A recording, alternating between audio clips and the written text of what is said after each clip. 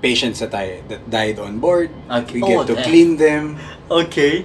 Before we disembark them or put them in a body bag, we clean them. Okay. And then of course you're just there alone and you just think of things. What do you mean alone? Just by yourself? Yeah, of course you just clean them alone because you're the only nurse on duty and you have to do it. Hai semuanya, selamat datang kembali pada channel saya Vincent Hulu dan salam satu jangkar untuk kita semuanya. Pada video kali ini saya mengundang yang paling spesial, bagian yang bekerja di medical, bagian yang bekerja di rumah sakit yang ada di Kapal Pesiar. Jadi di Kapal Pesiar itu singkat cerita ada rumah sakit dan ada dokter, ada perawat dan lain-lain. Dan yang ada di depan saya saat ini adalah Mr. Jayson, oke? Dan dia adalah seorang perawat di Kapal Pesiar. Bang Jayson, say hi to the camera please.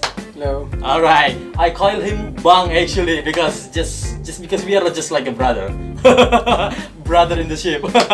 Okay, and I think Mr. Jayson you've been visited Indonesia several times, right? Yes. Okay, so would you mind to introduce yourself to all of the viewers watching this video, please? Okay, so I'm Jayson Garcia. I'm from the Philippines, of course, and I'm a nurse on board the ship. Nurse on board the ship. Oh, wow. Then, I've been doing this for like 3 to 4 years already, being on board. Okay. And then I was an emergency room nurse for 6 years and flight nurse for 6 years as well. Wow, that's an amazing experience, man. Before I transferred to cruise ship nursing. Wow, I've never heard about that before. So, but did you like on board? Of course. Okay, talking about working on board, Mr. Jayson is come from Philippines. He might probably looks like Indonesian just because he's Asian. I can say also that he looks like Korean, he looks like Thailand, or he looks like Indonesian or like also. Indonesian. Or like Indonesian, yeah. We've been visiting Indonesia several times. Yeah. Was it in Jakarta, Bali? Also? Jakarta and Bali. Jakarta and Bali. Most of the time in Jakarta because I have relatives there as well. Okay, you have relatives in Jakarta. Okay, alright. So, do you have a plan to visit Jakarta? Of course, after this pandemic is over, I promise. I know, right? Jakarta. This pandemic is really sucks, and much, yeah, everything has been changed Yeah. only because of this pandemic. First of all, I forget to mention to you to thank you so much for coming on this video. Problem. I really appreciate your time. Thank you. I'm the one supposed to say thank you. Thank you. Okay, Mr. Jayson, I have several questions here that I'm going to asking you. And that was very interesting when you were saying that you were working in emergency something? Yes, emergency room. Okay, would you mind to elaborate what was that exactly? Well, I was an ER nurse for of course 6 years in one of the private hospitals in Manila. Wow. Okay. It's one of the top 3, I think. So far, it is also internationally recognized. Wow. And then in between that, I was also doing flight nursing. What do you mean flight nursing? Like I was a nurse on board the airplane. There is? Yeah, there is. Like how many nurses in the airplane? Only one. Only one, and how many doctors? Doctors only one. One doctor, one nurse. It depends actually. It's like depends mission. on the plane, right? Yeah, that's. You're like a military there. Okay, They ask you to transfer a patient from, let's say, Manila to UK, and then UK back to Manila, or just within Philippines. Okay, all right. And you were working there for 6 years. In between those 6 years, I was working there for 4 years. Oh, okay. That's And amazing then experience. after I was working in the hospital. Okay. And I went to do flight nursing for 1 year for full time. Alright. Full time. So Mr. Jayson was working in the air and now he's soaring at sea. Can you imagine? You don't like working in the land base or something? Probably in due time. Probably 3 to 4 years, we'll see. But so far, I'm enjoying cruise nursing. Okay. He's a photographer also. I like his camera stuff. Okay. He showed me last time his Instagram pictures and results, something like that. That was really amazing. If you want to check, I'm going to put the link in the description below. And probably when I go back to land, I'll do also another emergency room nursing. Oh, but in different perspective, if you ask me if probably in how many times, I'll do anesthesia nursing. Wow. Okay. Which is too much. Because actually, too much studying. Actually, so many people like asking me in TikTok, in my YouTube channel, and in my Instagram, asking me like how to be working as a nurse or some part of the medical team on board. And I can't answer about that because I'm not working medical, so I don't know nothing about that. So would you mind to share your experience? What's something that we're going to prepare before working on board or apply something like that? I actually did prepare for 3 years before I got this job. 3 years? 3 years. What you have done? I mean, what did you prepare? Other than they ask you for experience, hospital experience for 3 years in the emergency room setting. Okay.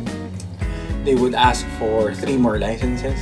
3 more licenses? Yeah. Would you mind to share? What are those? It's basic life support. Basic life support. Advanced cardiac life support. Okay. And then pediatric life support. Okay, okay. Those, all of them are related in medical? Yeah, medical, and also the doctors are taking those before you come on board. And then also, other than your seaman license, yeah, of course, your seaman this training, mandatory, yeah. They ask you to do that. And then I was waiting for 3 years, so it took me like 6 years before I got this job, since I was starting as a nurse in the hospital.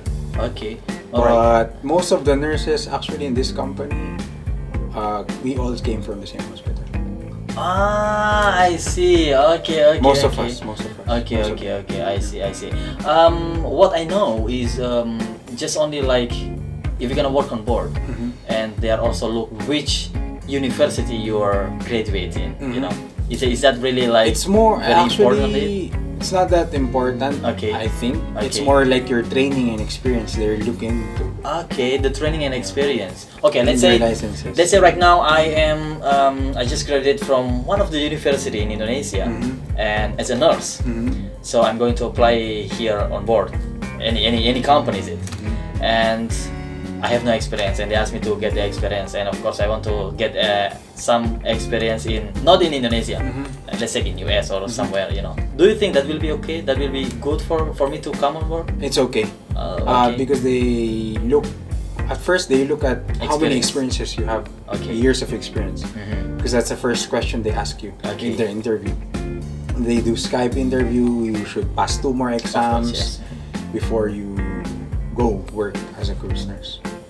Okay. So it's too many interviews and exams before you go. Okay, alright. So this is a clue for you guys. If you guys want to try to work on board here as a part of the medical team, this is very helpful. Thank you so much once again. Yeah, plus we're open now. I think the company, I think most of the cruise lines are open now when it comes to medical, because of the pandemic. Because of the pandemic, there are shortage of medical teams on board. Alright, Bang. The next question will be, okay, especially you are working in medical, and of course you have so many stuff to talk about, you know, especially when it comes to the creepiest moment.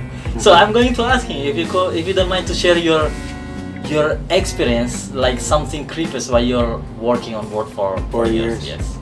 Creepiest thing, I wouldn't say there's really creepiest, other than that when you're working night shift and you feel that there's someone passing by the medical center. That's gonna be interesting to talk about. And they're alone. Okay. And then when you look and they said, oh shit, there's nothing. Okay. Then you look back, the morgue is just beside the medical. Here on board, it's a different layout of the ship. I mean, the morgue is just beside the nurse's station. Okay, alright. So technically, you know, that we're very prone to dealing with the dead, with spirits and everything. I would say there's also one creepiest thing when I get to clean the, let's say, patients that died on board. We get to clean them. Okay. Before we disembark them or put them in a body bag, we clean them. And of course, you're just there alone and you just think of things. What do you mean alone? Just by yourself? Yeah, of course, you just clean them alone because you're the only nurse on duty and you have to do it. Damn, no way, I'm not gonna do that in my life. Especially if it's in the night. Yeah, I mean... Have you experienced that? It was evening time. But everyone was busy and I was only alone in the medical and I had to do it myself. So, yeah. This is gonna be interesting topic to talk about. If you don't mind to share, how if somebody died on board? Somebody died on board, there's a lot of paperwork. I know, right? Because of course. You have to declare it, that's correct. With everything, with your flag state on board the ship. Okay. You have to clean it, of course, document everything. Yes. And it depends in which port are you going to disembark them. Disembark. Yeah. Talking about disembark, because some of my followers asking me in one of my social media, they were saying to me like, if the people die on board, they just throw it at sea. And I said, no, that will never gonna happen. But actually, it was happening last time in I think in Thailand or something. But that's a fisherman's ship. It's different. We are a cruise ship. We are a cruise ship. Different. Yeah, but I mean, we are not talking about some other things. We are talking about cruise ship, right? Yeah. So, those people like thinking we just throw the body dead, I see that will not gonna happen, bang. Yeah, no, of course. Okay, We put them in the morgue. In the morgue, okay. And we keep them in a body bag. We make sure that they're clean. Okay. Until which port do we disembark them? Okay. So disembark by request of the family, or depends on family. Depends on the the process of the nearest port that you will disembark them, that would allow you to disembark the body, because it's a lot of things and lots of people. I know. Especially if you're dealing with the US and everything. That's true. Okay, that's right. Okay, well, talking about creepiest, okay, have you experienced like you see some of the stuff moving? Like you see by your eyes? Because me personally, I don't believe in that. Me personally, I don't really believe in that much, other than if the ship is moving. Oh, of course. But, if it's rough, then if it's moving, for sure. But other than that, no. Oh, other than that, no. Okay. So far, no. Alright. But I've heard from other nurses that on one of the ships that they've been in, they actually saw the wheelchair move. The wheelchair move? Okay. It's from the hallway of the medical, and it turned to the other room. And there's no people in there? There's no people in there. It was night shift. And, I mean, up to now, it's still... Oh my gosh. Okay. And when the nurse checked the wheelchair, it was locked. The wheels were locked. Damn. So if you lock a wheelchair, of course, the wheel not gonna move. Yeah. So it's really That's weird. So creepy. It's really weird. Okay, let's not talk about creepy anymore. But if you guys still want to talk about creepy, I have actually also experienced like in my previous ship, not here. And you know what, bang? During embarkation day, I went to the medical to submit like some of the paperwork to one of the medical secretary there, and then the crew area, like that's exactly like the mure area also. Is that we call mure? More. Yeah. More. Okay. So that more, the body that's in the morgue, they're just put it out. They're going to disembark, and of course they're going to identify. They open the body bag, and then once I open the door, I was about to go to the medical, and the body that's like is exactly in front of me, and I was like, what the?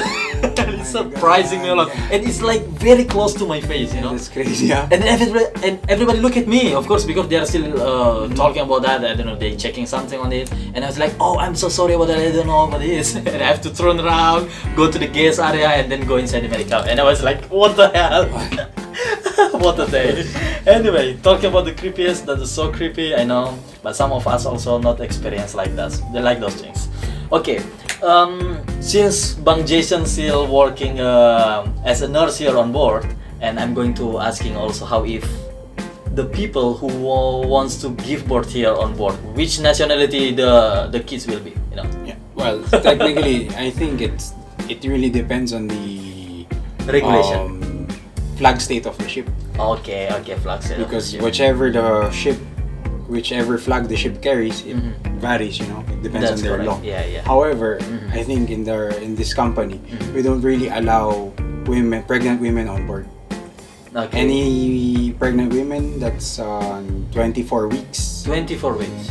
And above, we cannot allow them. It's not allowed anymore. Okay. 24 weeks by the end of the cruise. Okay. Oh, okay, yeah. Because sometimes also our cruise is long cruise, sometimes 14 days cruise or 21 days cruise. You know. Okay. So we still have to compute that, and of course for crew members, no pregnant. For the crew members, no pregnant at all.